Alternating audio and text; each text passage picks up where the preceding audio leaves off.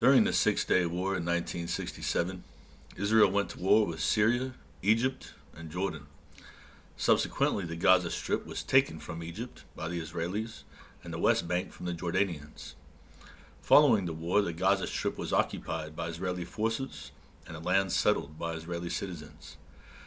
The settlers made their lives there, opening businesses, building greenhouses, and constructing homes. In 2003, following two intifadas, or uprising, and many more isolated violent incidents between Israel and the Gazans took place. The controversial decision was made by Ariel Sharon's government to pull out all soldiers from Gaza, and to moreover force the 9,500 Israeli residents to leave their homes, their families, and in some cases, their businesses behind. This decision was made for a number of reasons, but primarily as a gesture of good faith and a quest to finally attain peace that had thus far been unattainable. To say that this was a largely controversial decision would be grossly understating how this decision by the government split the country in two and almost caused a civil war. The Israelis would show either their support or disdain for the disengagement largely by putting ribbons on their cars, blue in support of the plan and orange against it. Some even showed their views by adorning their respective colors as clothing. Citizens who were anti-disengagement showed their solidarity by many protests and demonstrations, and even formed a 60-mile-long chain of people all holding hands all the way from Gaza to the Jerusalem Wall. Despite the contentions, all 9,500 residents were ordered to leave the Gaza Strip by August 15, 2005, given that all residents consider the Gaza Strip Israeli Holy Land and all the significance that comes with that.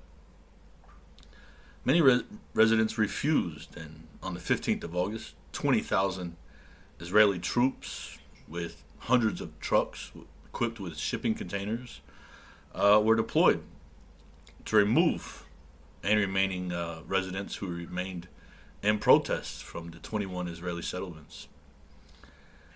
As the troops moved in, the residents first tried blocking the roads. This clearly didn't bear much fruit, as the soldiers just pushed them off the road and then threatened them with arrest. Next, settlers thought they would block off the gates to the kibbutz. They blocked them mostly with burning tires, but then also with themselves. This posed quite an issue for the commanders.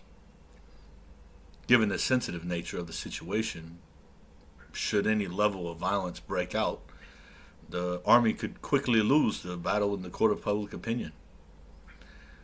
When the soldiers got past the gates into the communities, they then essentially had to go house to house, evicting the residents, often with much backlash. But they did so with tact, understanding, and keeping in mind that these were people being forced from their homes. There were a people that needed to push back, needed to grieve, to show their protests, and they did.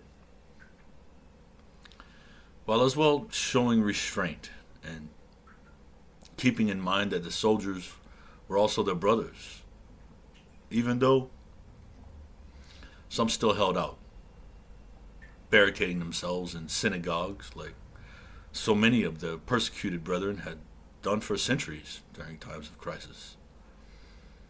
Some held out for days, but in the end, the rabbis had to negotiate a truce, and the protesters would not come out, but if the soldiers went in to get them, they wouldn't have any active resistance or fight them physically.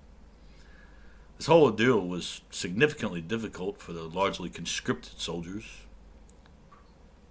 forcing their brothers, sisters, families out of their homes, being yelled at, called names like traitors and tyrants. Some soldiers couldn't handle it, and they broke down. Some were arrested, some relieved of duty, and some were actually residents of the kibbutz that were being forced out by their own military units. A week in, all Israeli residents were forced out of their homes in the Gaza Strip with no major injuries, no loss of life. They were sent to hotels in Israel, and their houses and businesses were demolished.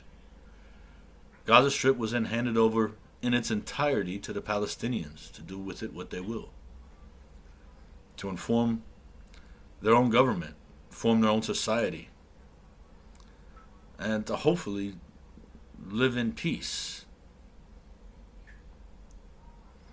35 years of occupation was over, and rightfully the Palestinians celebrated, had parades, partied in the streets.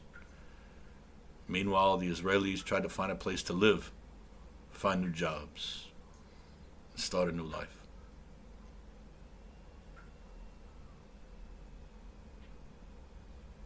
I wanted to cry. I wanted to feel the pain. I wanted the world to see that it's not easy to give up pieces from Israel.